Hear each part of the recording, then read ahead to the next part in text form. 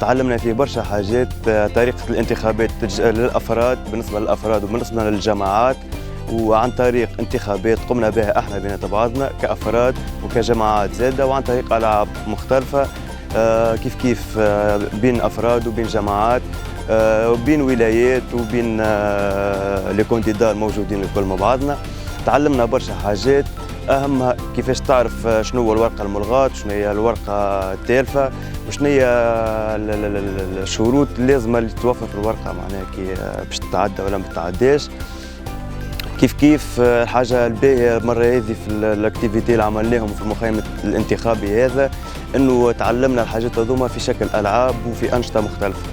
فرحان برشا بالتجربة هذه اللي خذتها الحقيقة أول مرة مع جمعية يوث امباكت، وإن شاء الله في قادم المواعيد.